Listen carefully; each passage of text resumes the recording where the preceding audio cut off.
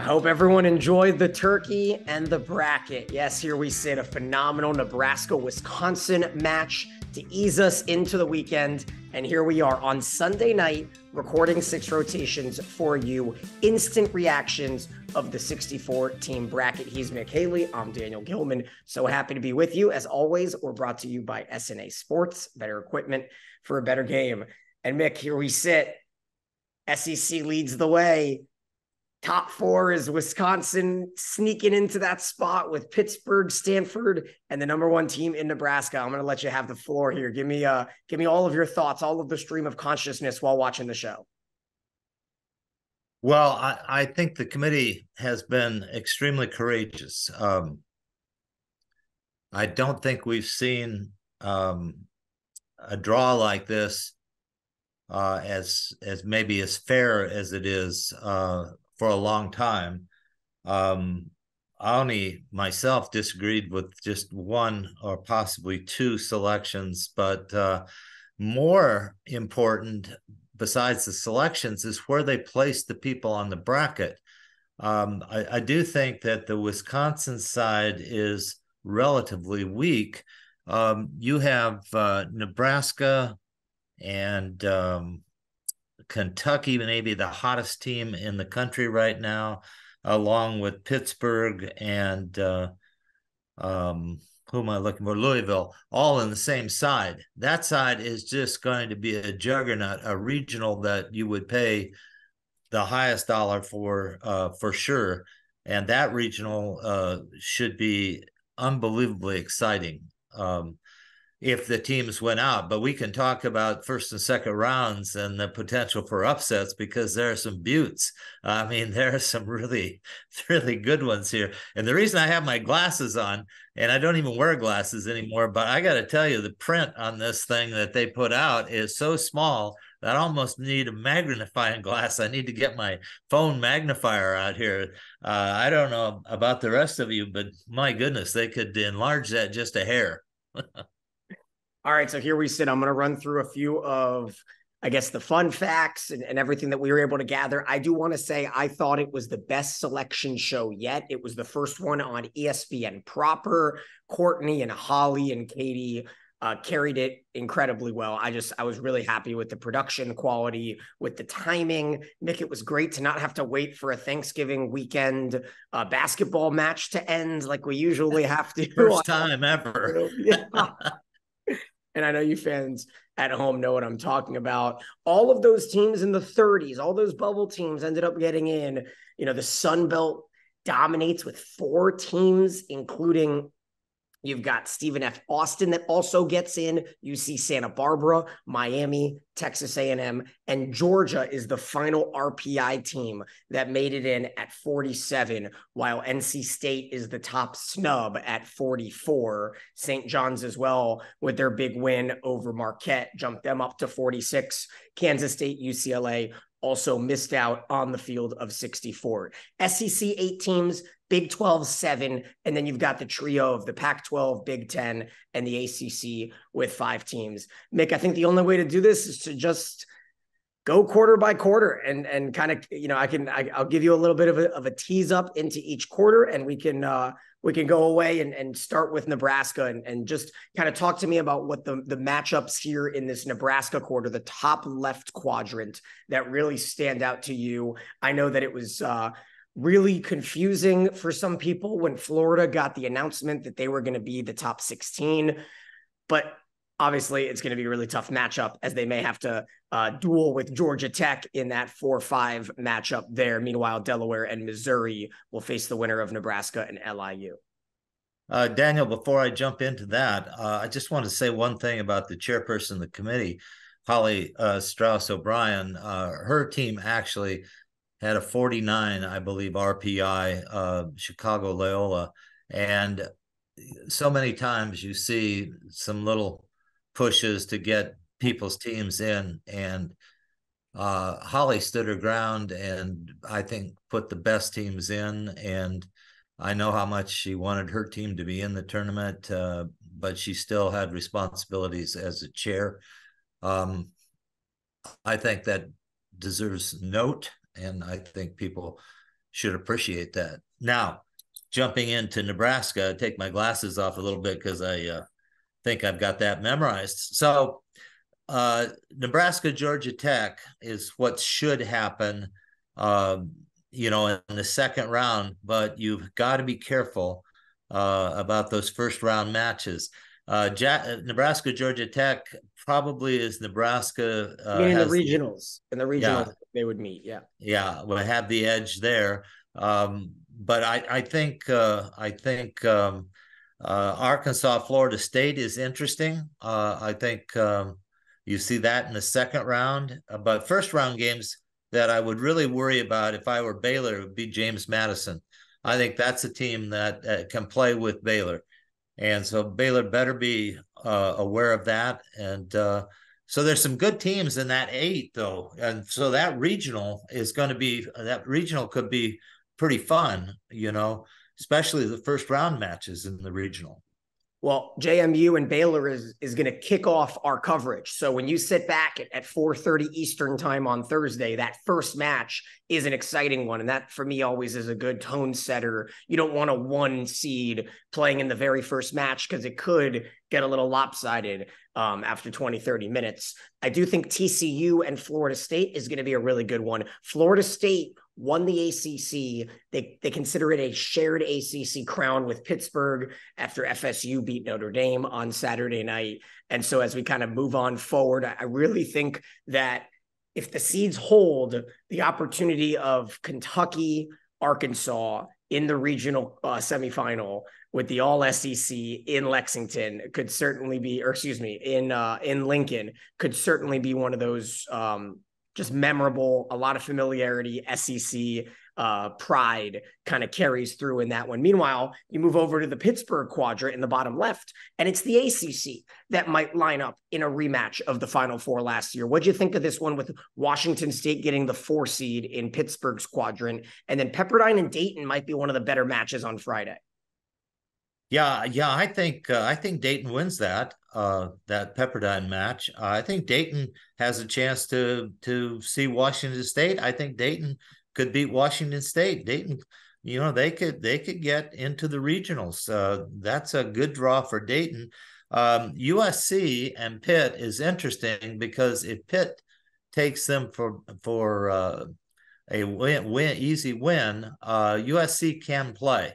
And they can play at a high level. They just don't play good enough defense, and they don't sustain. But if they come in and have one of their best games, they're more than capable of playing even with Pitt. So Pitt's got to be careful in the second round there, assuming both of them win. And that's an interesting one, I think. I liked Utah State and Minnesota. Yeah.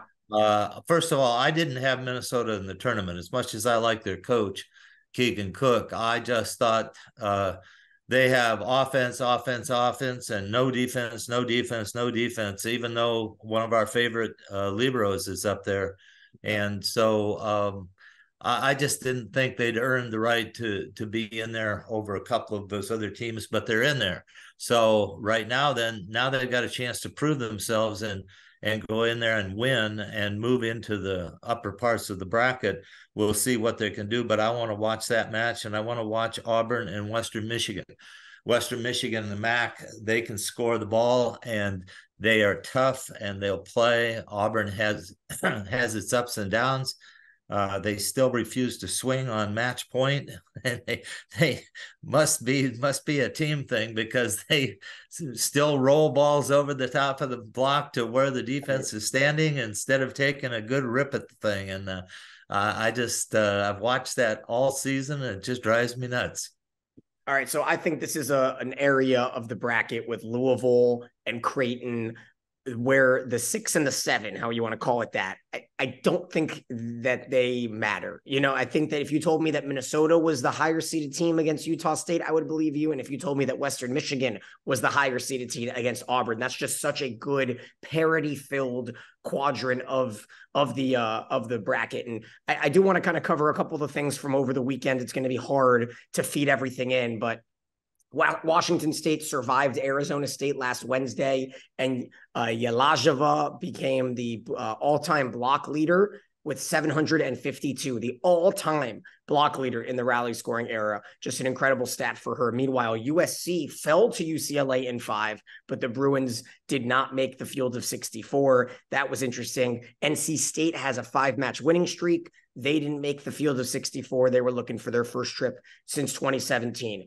Now, as we keep on moving, Mick, I did think it was cool that the selection show decided to show us like players to watch in each quadrant. You know, you've got Tuaniga and Logan Case, and in the first quadrant you got Bertolino, and Taylor Head and Gillen with Arkansas as well. When you watched it, what was your opinion of just the way that the show was set up? I really, aside from them giving us a commercial off the bat, I thought everything else was great. I thought that was weird too, but I mean, heads and shoulders over what we've seen the last 4 or 5 years. I mean, I really liked the show. I thought the women were extremely knowledgeable. They were right on point on their information.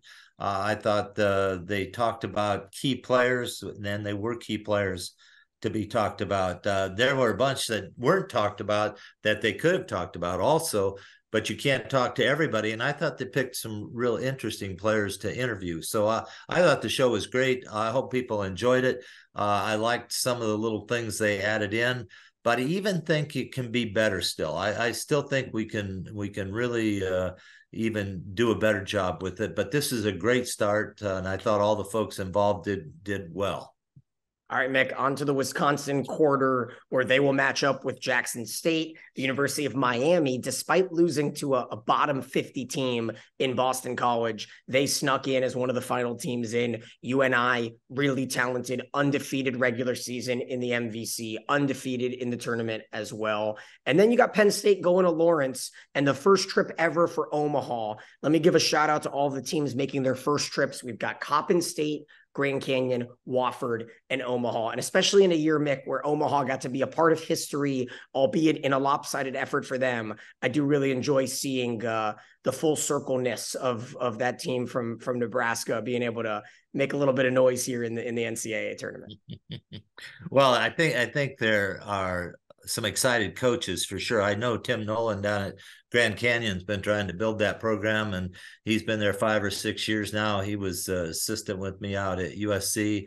I loved Jason winning their Boston College's win over Miami there at the end of the season. He's built Boston College into a respectable 500 plus team in the ACC, which is not easy to do. So he's done a good job there. Like all of those matches. South Carolina's win, though, was surprising. They had that 3-0 win this weekend, upsetting Tennessee, and I thought it would drop Tennessee a lot farther than it did. So let's, I do want to hear a little bit of your thoughts from the sweep. Wisconsin gets Anna Smrek back. Great second set, going to extra points on Friday afternoon. I thought Kelly Sheffield kind of put it nicely. He just basically said, we swung better at a system than we did in any other match that they have played this year. And so that's the same thing you're talking about with Auburn. They played a more courageous style. Sarah Franklin had 16 kills, and it was Wisconsin's 8th straight home win against Nebraska. And as we hoped, it's going to put them on separate sides of the bracket, with Nebraska number 1 and Wisconsin the 3 seed. Yeah, I thought the match was really quite interesting. I didn't feel like both teams were able to play as well as they wanted to. And that may have been the way the first match was, with 44 hitting errors from Nebraska, and they still come out with a win. So now, if they can get back to playing each other on a neutral court for a third time, that might be really fun. But Stanford's going to have something to say about that. Pitt would like to have something to say about that. But you look at the load of teams that you've got to go through to get there for all of these. I mean, there are some really good teams, and I don't care what regional you want to go to. You need to go to one, because they're all going to be great. I'm telling you right now, this is going to be a great finish for women's volleyball this year. Yeah, let's get another Thursday, 4:30 Eastern time. First serve, Marquette against Eastern Illinois. I really think Iowa State Hawaii is one of the more fun matchups. Hawaii avoided an upset. They saw the number 1 seed in Santa Barbara fall to Long Beach in the semifinals. Hawaii swept through Cal Poly, swept through Long Beach, won the Big West Championship. And so despite losing the regular season, the Big West gets 2, which is the dream setup for a conference, adding a tournament, Mick, and then getting the regular season champ and the tournament champ into the field is certainly a boon for the Big West Conference. And then our ladies from Hammond, USA, going out to Eugene, Oregon to take on the Treetops out in Oregon. That's a tough one for Fairfield against Purdue and for Southeastern against Oregon. Yeah, those are all really good ones. And you're talking about conferences that did it right. You've got 3 teams that deserve to be in the tournament, and not one of them won the conference. And the 4th one, Coastal Carolina, comes on and beats everybody and wins the conference championship. And they get 4 teams in because the other 3 were just beating up on people throughout the whole season. And Texas State thought they weren't going to make it at the end because of those upsets yesterday. I mean, there were so many upsets for conference champions, and people got in that didn't think they were going to get in. And so this all turned out really well for the Sun Belt. The conference should put even more money and more attention into women's volleyball right now. And they've added sand. That I believe will be this year also. So they're really doing some special things in that conference. It may get up there to be one of the Power Fives. Also, football is big. Yeah, and so that carries us really nicely into the Stanford quarter, where we have 2 teams that pulled off incredible runs in their conference tournaments. Fresno State upsets the top 20 team in Utah State in the Mountain West semis, and then down 2-0, they reverse sweep Colorado State to win the Mountain West. Their reward is a trip out to Maples Pavilion on Friday night to take on Stanford. And how about Weber State? Weber State has to go to Provo. BYU was a team that a lot of people did not think deserved to host, and yet they got in there as a 4 seed, which of course, however you want to go about your opinions on it, there's four seeds in the tournament now, and it's a little bit more like the basketball bracket. Weber State faced Montana State in the final. It was Montana State's first title appearance in 40 years. And what Coach Larson did with Weber State, and I've called a couple of their matches in the past, great guy. He kept his team in Greeley, Colorado, because they played UNC, and then 3 days of downtime before the tournament started. So they were in Colorado for 10 days, and it worked out as they win the Big Sky title. And so I think I'm going to go right here out on a limb, Mick, in this area. Georgia, Arizona State, going 5. I think that's a good call. I think it'll be 16-14, and I don't know who's going to win. I think that's right. I'm really interested in one other match, though. Southeastern Louisiana, which nobody knows anything about, is one of the most fun teams to watch, and they got a pretty tall order. They got throwing those trees from Oregon. Those big kids are going to come in, and they're going to pound balls. But, those kids from Southeastern Louisiana won't give up, and they won't back off. So I want to see how they do. I hope it's not a mercy killing. I hope they can play as good as they play, because they'll give Oregon a little trouble for a little while, but it should be a fun match. Yeah, I also think Houston Santa Barbara is a really good one, filled with a lot of upperclassmen in that matchup. The Big 12 conference looks so strong. They finished their year with Houston falling to Baylor, BYU falling to Kansas in a crazy 4th set. Kansas has been one of the hottest teams in the country. They're 11-1 over their past 12. And then BYU swept TCU. And that was the loss that I thought, was going to eliminate TCU, but their RPI held firm and they made it in. Now let's look at the final grouping, our last 4 matches here in this bracket. We've got an early one on Friday, and maybe the best match on Friday, Mick, with Western Kentucky and Coastal Carolina in Knoxville, which is going to be a really fun quarter over here with A&M and Texas State.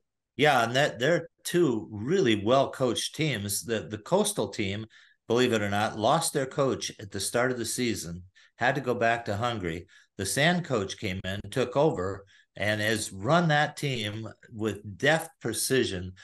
He's kind of laid back, former setter at USC. And he has got those kids playing at the highest level that anybody's seen in a long time. And they're going to play a really good team. So I think that match is going to be great. And then, I am a little surprised to see Texas State in, just to be completely honest, as we take a look at teams that missed it, like Kansas State. I just can't quite justify, NC State and Kansas State not making it and Texas State making it. But Mick, that's your squad. So tell me a little bit about this Texas State team. Well, they're much different team than they have been in the past. They have got 4 rotations that are really, really good, and they block really well. Besides their offense, they're a little limited on the left side, but they have offense from the right side, offense out of the middle, and they have back row attack. So they can put up a good fight. They played very good defense, and they serve really well. So that's their MO. Now it just depends on how they match up with the team they're going to play, SMU. SMU has been very good this season. As you can see, they're in the tournament, and Stephen F. Austin led the whole year, only to lose to SMU to get into the tournament. So I think these are teams that Texas State has played throughout the year. They played TCU. They played a bunch of teams of this caliber, so they know what they're in for. I think it should be an interesting match. And so they kind of wrap it up by, they told us who the last 4 teams in were, and it was A&M, Santa Barbara, Stephen F. Austin, and Miami. Stephen F. Austin upset in the WAC championship, and yet the WAC winds up with 2 teams, which is certainly a surprise. And then last year, they gave us the first 3 out. This year, they gave us the first 8 out, and it was in alphabetical order. In my opinion, I think it went NC State, Kansas State, St. John's as the 3 teams that were the first 3 out. If I had to kind of put my Sherlock Holmes hat on. And then there were a couple funny news that came out. Did you see that 4 coaches in the SEC won Coach of the Year? They're all co-coach of the year. It came out today.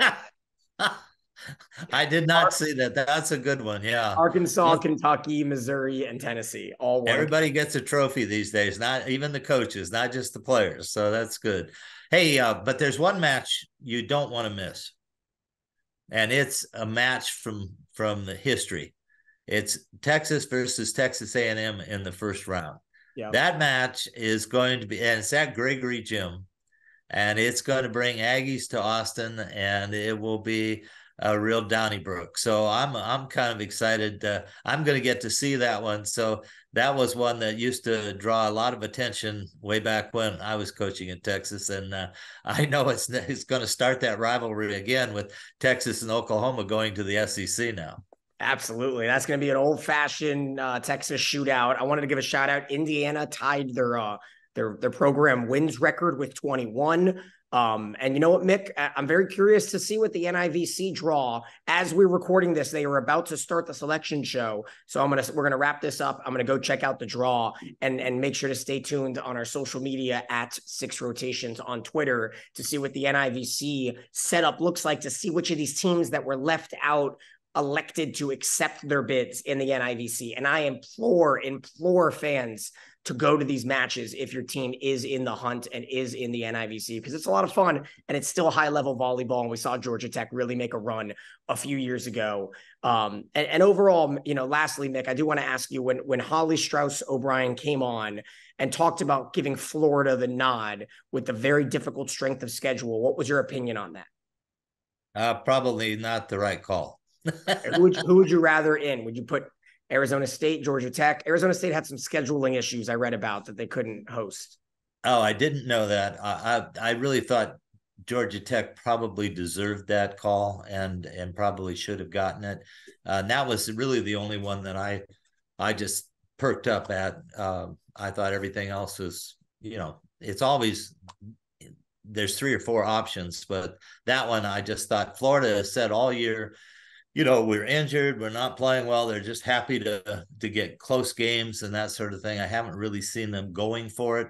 Georgia Tech was all over that match with Louisville the other night, and I think one official's call I thought changed the whole match.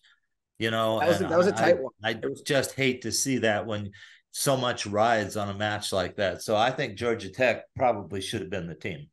For those that missed it, Georgia Tech led 23-19 in the second set, and then 23-21 in the fourth set. And De Beer and the Cardinals overcame that. De Beer had 18 kills, just 4 errors. It was a really fun one on Wednesday. Louisville won it in 4. Mick, I'm interested to see all these winning streaks. You've got Kentucky almost 20 in a row. Dayton and Western Kentucky have almost won 30 in a row. And as we mentioned, Southeastern Louisiana at 22 straight wins. It'll be really fun once everything gets going. And I can't wait to cover it all and chat with you again next week and make sure all of the fans have their tickets in place for Tampa. And if not, it's not too late. Go and look online and try to book your Tampa tickets. Until next week, we will have NCAA tournament volleyball to break down when we talk to you a week from tomorrow. Thanks so much for tuning in. He's Mick. I'm Daniel, and this is Six Rotations.